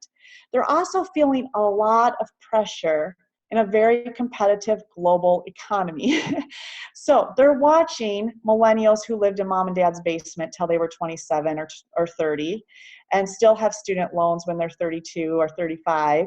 They're watching people who got degrees in intercultural studies or ministry or theology who are working at Home Depot because they couldn't get a job that paid enough money to pay off their student loans. So they're very in tune with this world, and they know that the economy is unpredictable because they witnessed it, right, in 2008. They know that you could have a job, you could have a pension, you could have retirement or a house, and you could lose it instantaneously. So they're very much driven to be prepared and to be competitive. So we're seeing them taking classes for college credits, starting businesses. I mean, many Gen Zers already have an Etsy shop or a YouTube channel or something that they're doing to make money already as high schoolers. They want to be prepared. Like I said earlier, they were raised in a culture of fear where anything bad could happen to you at any time. So you need to be prepared. So they really are trying to position themselves to be successful and to thrive in what they feel is a very volatile environment. They are also, here's one of, I think, my favorite characteristics of Gen Z, is that they are creating and choosing through access to technology and internet. Okay, they've been used to picking their favorite cartoon and, you know, connecting with grandma and grandpa on their devices since they were born, basically. So they're very used to using technology and leveraging it. And this is where, if we can tap into some of these amazing skills, they can communicate in amazing ways. I mean, a video that I might struggle to make for days, you know, they can put, my brother can put together, who's younger than, as on the border of Gen Z, millennial, he can put it together in a, you know, an hour.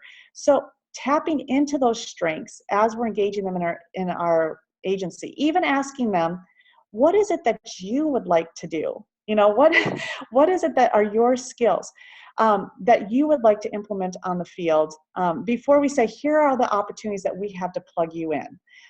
Instead asking, what is it that they're interested in, and going with that. They are self-learners, which means that they can teach themselves a lot. I have a friend whose 13-year-old daughter taught herself to play violin on YouTube.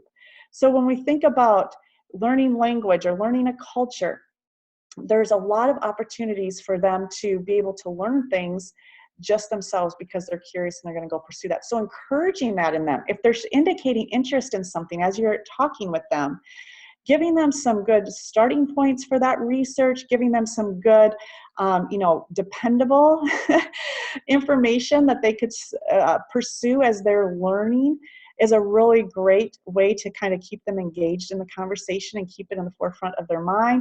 Even following up with a text message or a social media message or something, you know, a couple days later, hey, what have you found out? You know, what are you learning?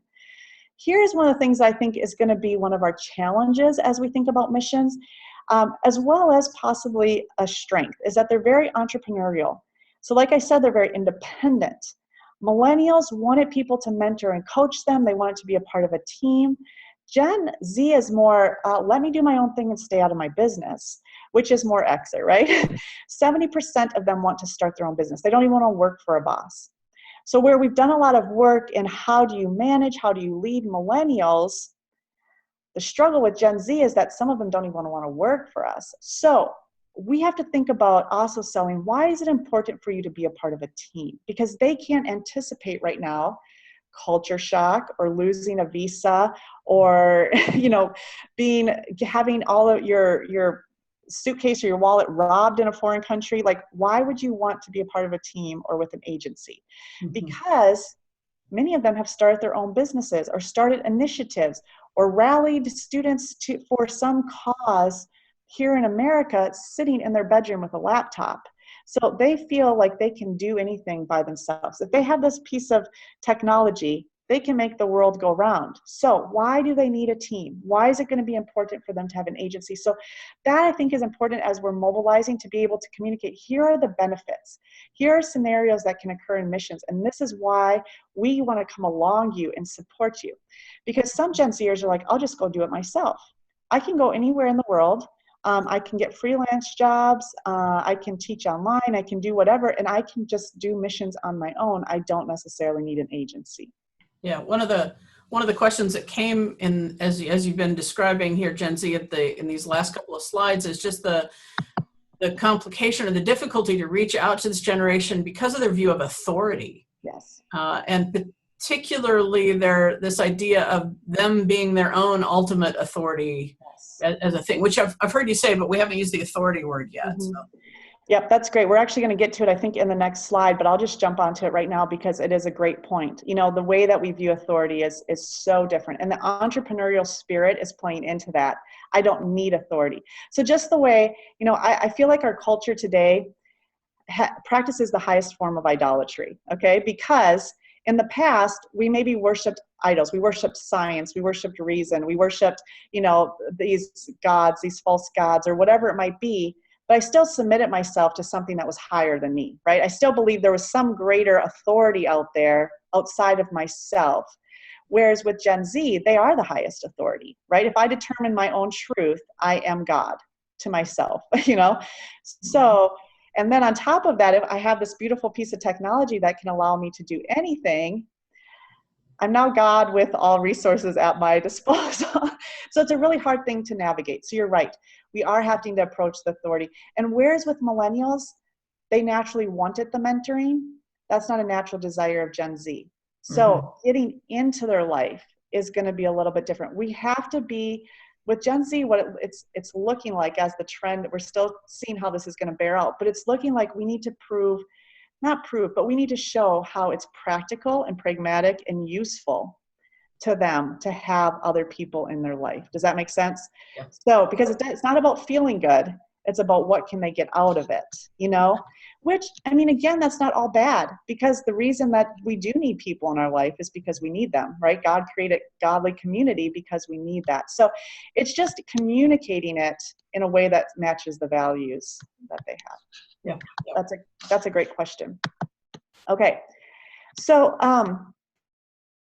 they are curious and well-informed, like I said. Here's one of the dangers is, and this is why, you know, I encourage when we do challenge them to go learn things on their own, to make sure we're pointing them towards good sources, because they are curious and they're well-informed, but they're not always, again, the critical thinking and decision-making is not as deeply developed in some Gen Z as an older generation, so they're not always thinking critically about the sources of their information or how dependable they are. So if we can help direct them, I mean, again, through social media and online, just posting good sources, good blogs, good information is a really good way to help engage and inform them with good material.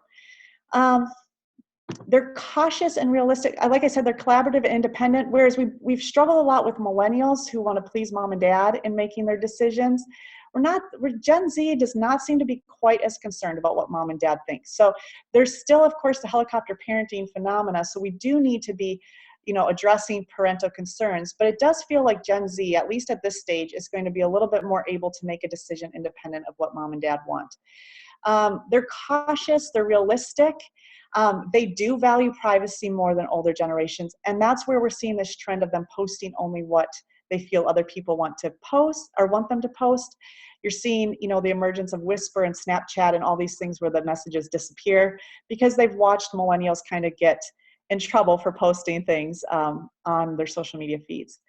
They are the most diverse generation in the history of America. They will be the last generation to have majority white in America. So we are seeing the trend. They are the tipping point now to And what we're seeing with Gen Z is most of them, I think it's 2/3, I don't remember the exact number, but I think 2/3 of them are indicating they want to be around a group of people who does not look like them, talk like them, always think like them, because they have been taught the value of tolerance, which is, this again is amazing characteristics to be taken into a missions context.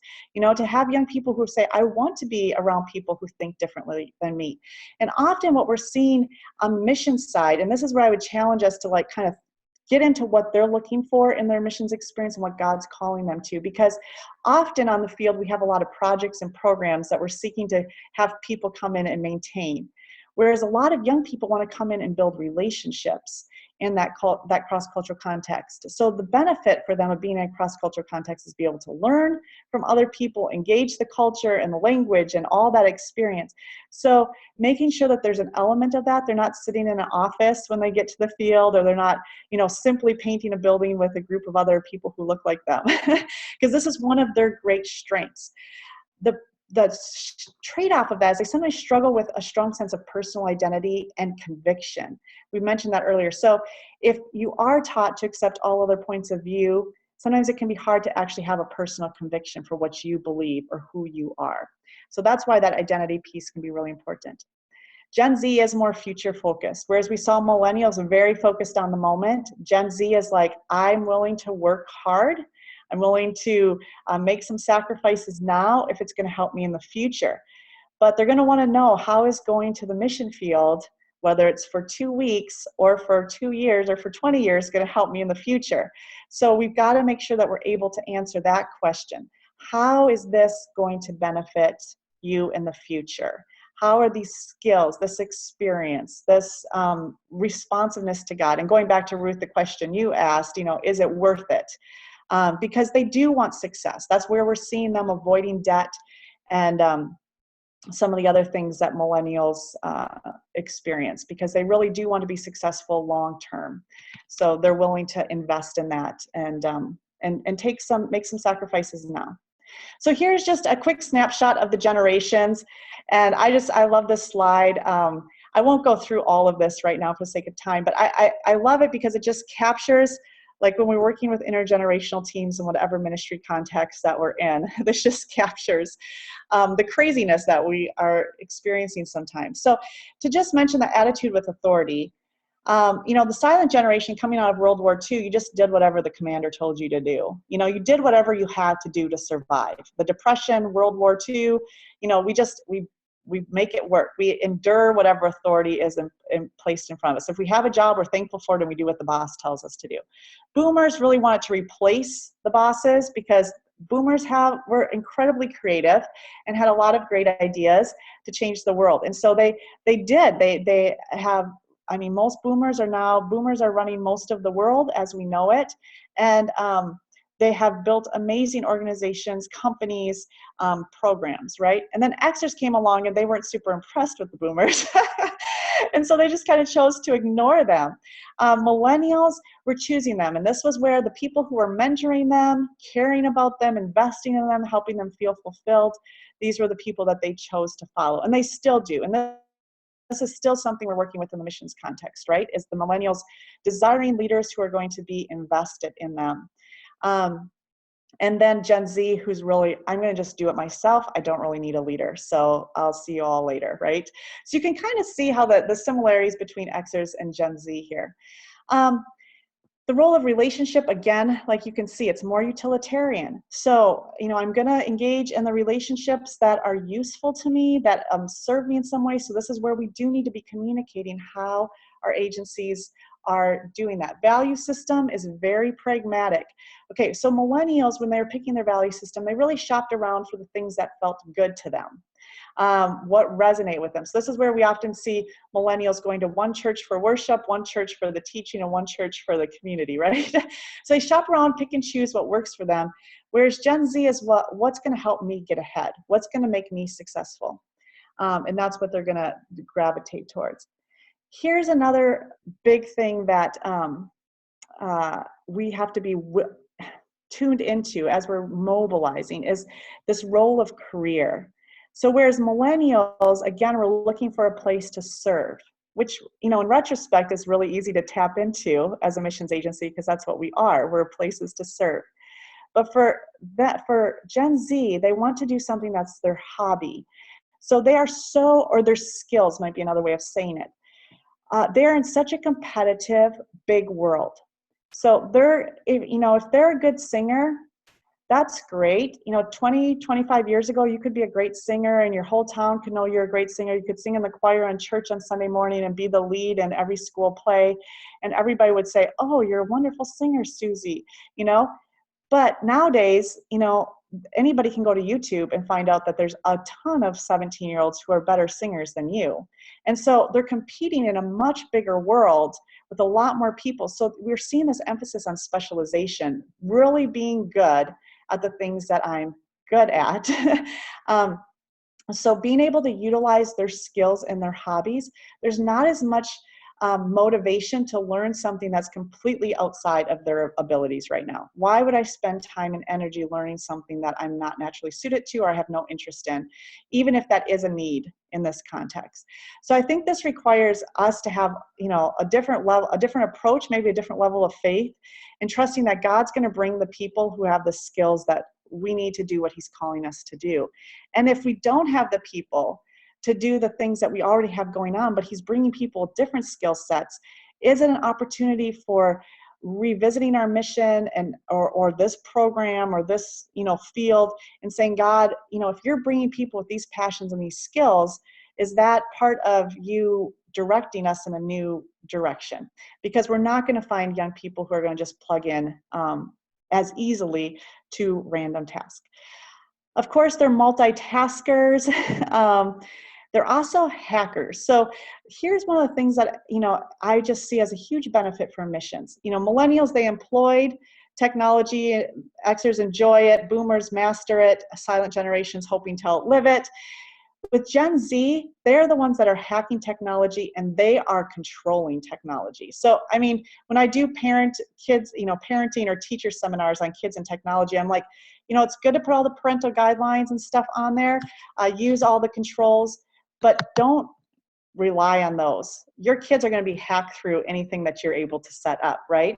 So it has to come out of relationship and teaching them how to use technology in a healthy manner. But they can use technology to accomplish amazing things. So if we can engage them in our agencies and on our teams and find out what ideas they have and how they can help us improve things or streamline things or even have new venues of ministry, Gen Z really has the ability to take us to a new level in this whole arena. There's statistics right now that we're going to lose around 10 million jobs when boomers retire because millennials are going to automate so many jobs that are able to be automated because of technology. So I think the same with Gen Z. There may be fewer of them that we see coming forward to go into missions, but God is giving them an amazing voice through technology. So He can use a remnant to reach a lot more people than maybe we could in the past, or maybe we need a greater number. So I think to not be discouraged if we do see smaller numbers of people coming in, engaging, because I do think with this technology piece, they can really leverage it to expand their voice.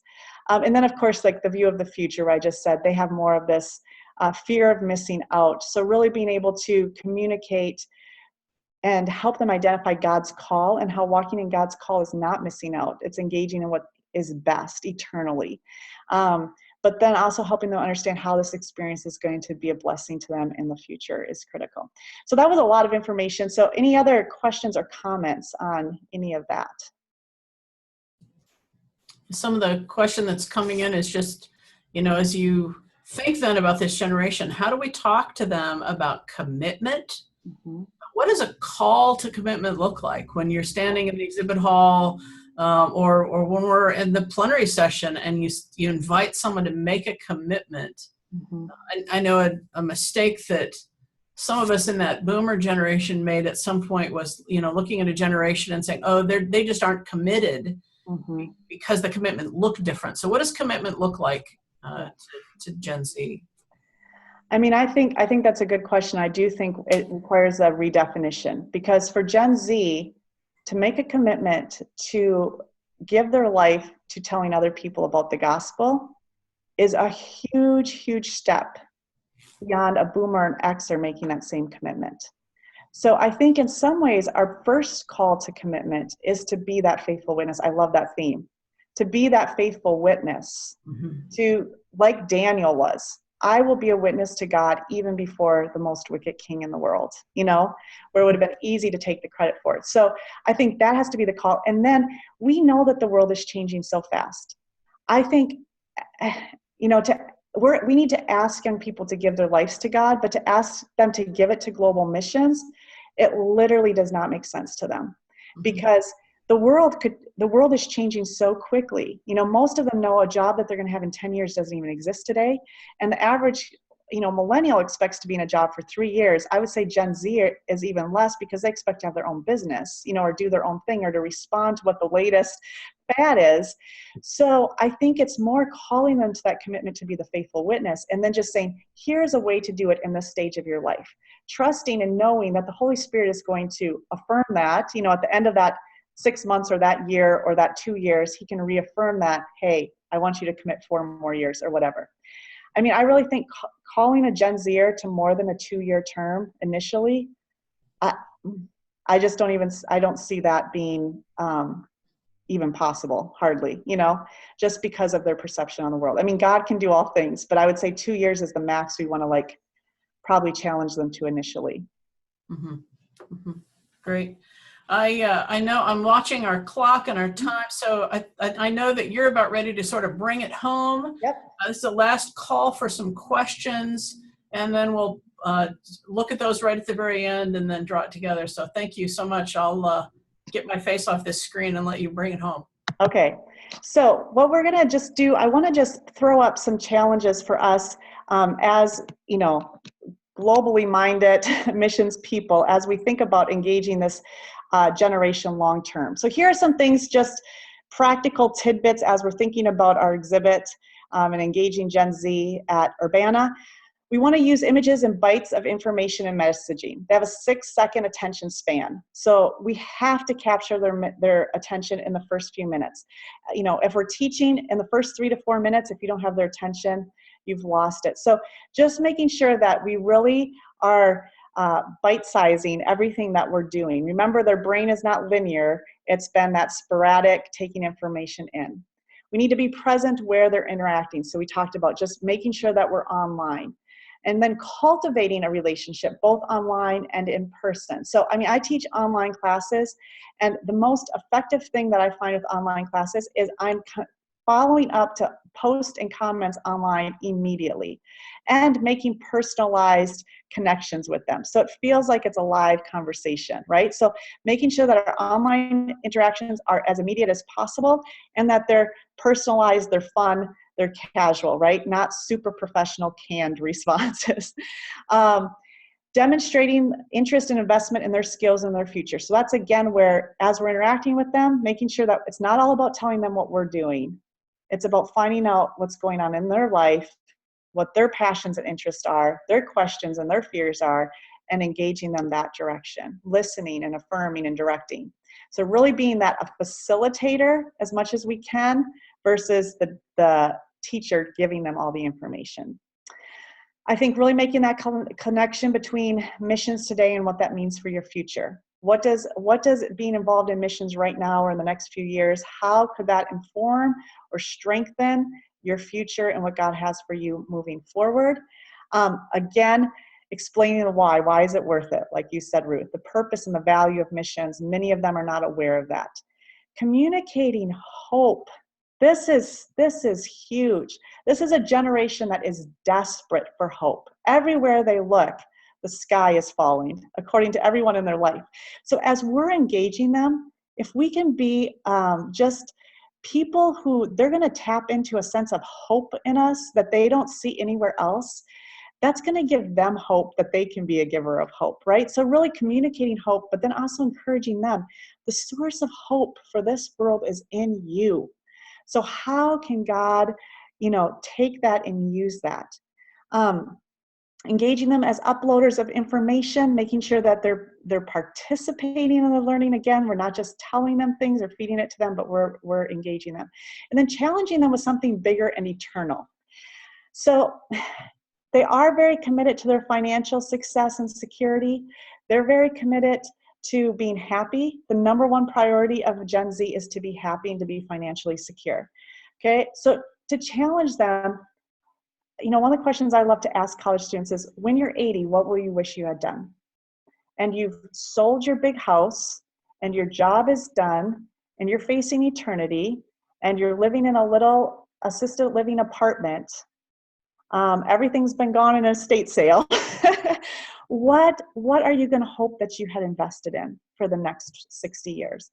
So really, you know, it's not natural for us at 18 to think about that. So at 18, we need someone asking us, what do you want to have done with your life when you turn 80? Here are some things that I just like to encourage, you know, agencies and teams to think about as we're engaging Gen Z in missions, you know, beyond the mobilization phase, to just make sure that, you know, our programs are engaging Gen Z's skills, hobbies, and gifts. It is a waste if we have a young person who has amazing, you know, design skills, and, you know, we have them primarily, you know, copying papers or digging a ditch. So making sure that our programs, our teams are positioned to delve into what young people are doing. I'm a part of the coaching team for the IPSAT, which is just does, you know, spiritual gifts and strengths and other personality assessments to help them understand who they are and to help their team leaders understand. It sounds like, Ruth, you're developing some tools along those lines too. And I think missions agencies just need to tap into more and more of these kinds of tools that we can use to really understand who Gen Z is, and then to help team leaders on the field really understand who these young people are who are coming, so that we can really catch their gifts. We need to make sure we're providing mentoring and coaching. Some of them want it, some of them don't, but they all need it, right? And again, that collaborative mentoring is most valuable. We provide immediate engagement and participation in hands-on work? So sometimes we expect people to go through 6 months of language learning or a year of language learning before they can even start to participate. For a generation that has a 6-second attention span, that is not going to keep them on the field.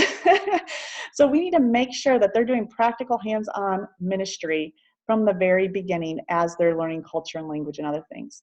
We need to make sure that we're providing some coaching on budgeting, fundraising, finances, and these life skills that some of them may have, but we need to have them available for those who don't. And then just ongoing professional and spiritual development.